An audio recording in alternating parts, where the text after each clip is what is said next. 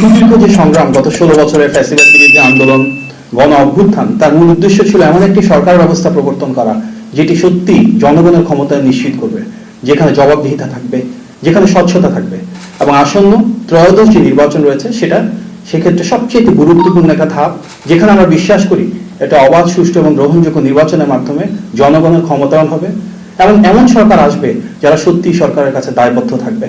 আমরা সবাই মিলে এমন একটি বাংলাদেশ গড়ে তুলব যেখানে মানবাধিকার থাকবে, বাক স্বাধীনতা থাকবে, আইনের অনুশাসন থাকবে।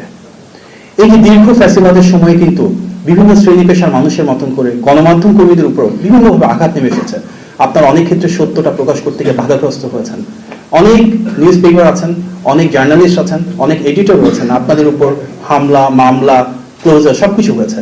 আমরা বিশ্বাস করি গণতান্ত্রিক বাংলাদেশে যারা সংবাদকর্মী রয়েছেন, যারা গণমাধ্যমে রয়েছেন, আপনাদের প্রত্যেকের স্বাধীনতা এবং অধিকার ইনশাআল্লাহ ভবিষ্যৎ সরকার প্রতিষ্ঠা করবে।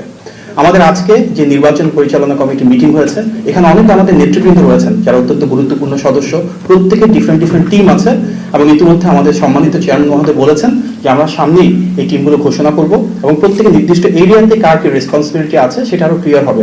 আমাদের মূল উদ্দেশ্য আসন্ন নির্বাচনের আগে যখন যে ইনফরমেশনটুকু প্রয়োজন, আপনাদের সাথে যে কোনো সময় হয়তো প্রেস কনফারেন্স করার প্রয়োজন হতে পারে, আমরা চেষ্টা করব এই অফিসে সেটা আয়োজন করবার জন্য।